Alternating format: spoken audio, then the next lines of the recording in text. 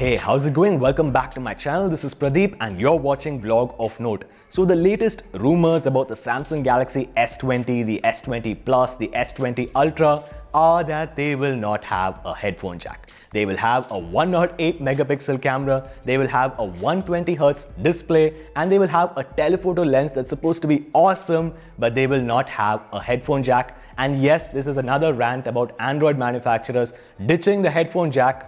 Let's get started. So how this entire thing got triggered, I was using my Samsung Galaxy Tab S6 with the Logitech K480 Bluetooth keyboard and my Sony WH-1000X M3 active noise cancelling headphones, and the latency was really bad. This is a $1,000 setup. It does not have a headphone jack, and if you want to use it like an actual laptop, the latency is horrible. So anyway, I did some digging and I found this excellent piece by Sound Guys. I will link to it in the description, where they are talking about Bluetooth audio latency on Android devices. It needs a complete reboot. The piece starts off by giving you several examples of audio files with inbuilt latency. They have a 20 millisecond latency audio file, they have a 70, they have a 120, they have a 200, and they have a 500 milliseconds. I'll be honest with you, I did not see any difference until we reached 200, and even then just barely. But when we reached 500, I could really tell the latency.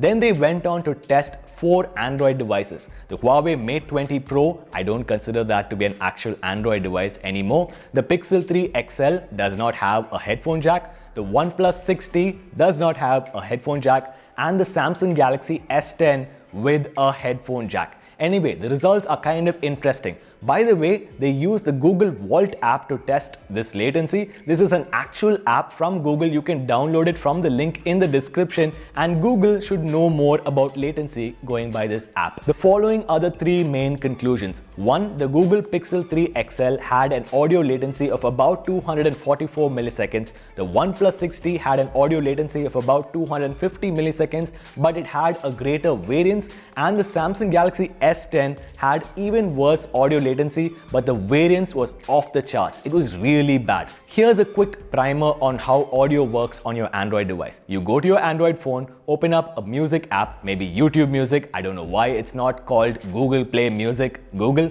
Anyway, you open up a song, you tap on the play button. Now, YouTube Music uses the audio API, either AAudio or OpenSL ES, and then transcribes that audio and then sends it over to the hardware abstraction layer, which then sends it over to the Bluetooth codec. This entire process happens through buffers, and if Android manufacturers are so in awe of the CPU performance that they have currently on their Android phones, they decide to throttle it, then this buffer process will go for a toss and your audio latency will be absolutely terrible. One other thing from the report, you should not use your AirPods with Android phones because they don't do well with AAC. Speaking of AirPods, whatever said and done about Apple, they ditched the headphone jack with the iPhone 7. I do not condone that move, but at least they gave us a suitable alternative. The original AirPods had a latency of about 274 milliseconds. The second generation AirPods had a latency of 178 milliseconds, and the third generation AirPods Pro had a latency of only 144 milliseconds.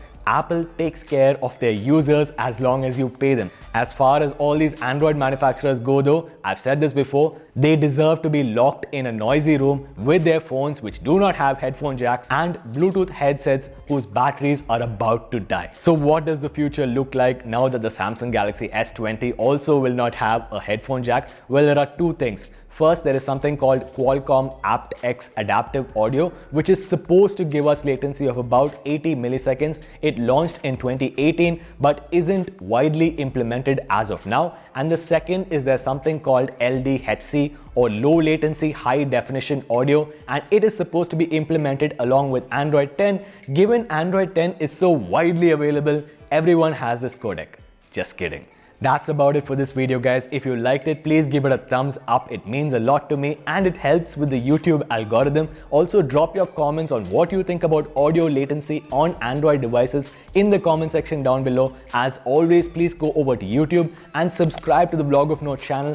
Ring that notification bell so that you never miss a video, and I will see you guys in the next week's episode.